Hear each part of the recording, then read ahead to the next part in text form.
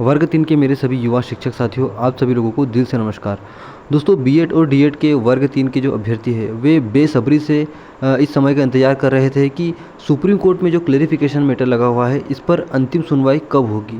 दोस्तों, अंतिम सुनवाई की आज डेट दी गई थी, जो 23 फरवरी की डेट थी। सुप्रीम कोर्ट में इसमें आज सुनवाई होना थी, लेकिन दोस्तों इसमें आज किन्हीं कारणों से सुनवाई नहीं हो पाई है। दोस्तों, ऐसा बताया जा रहा है कि जो सुधांशु धुलिया जी है वे आज छुट्टी पर थे और इस कारण से इस केस पर सुनवाई नहीं हो पाई है। इसके अन्य कारण भी हो सकते हैं, लेकिन दोस्तों सामने आया यही कारण है।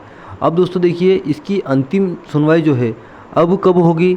दोस्तों इसको लेकर जो डीएड पक्ष की वकील थी मीनाक्षी अरोड़ा मैडम जी, उन्होंने इस केस को अनिरुद्ध बोस जी की बेंच में मेंशन किया और उन्होंने इस पर सुनवाई के लिए आगे अगले हफ्ते के का समय दिया है। और दोस्तों आपको पता है कि जो 23 फरवरी की सुनवाई थी आज नहीं हो पाई, तो कल भी नहीं हो पाएगी, क्योंकि कल भी छुट्टी का दिन रहेगा और परसों के दिन भी संडे है।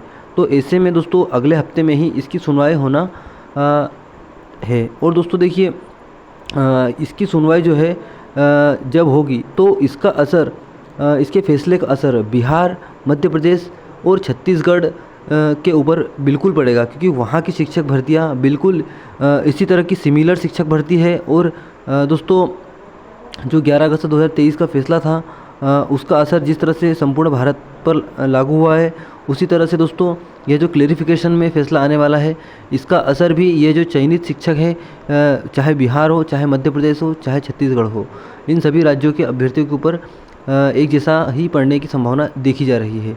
अब दोस्तों ये बिल्कुल इसकी सुनवाई तो होना है, चाहे अगला हफ्ता लग जाए, चाहे उसके बाद का समय लग जाए, लेकिन इसकी सुनवाई बिल्कुल निश्चित रूप से होगी।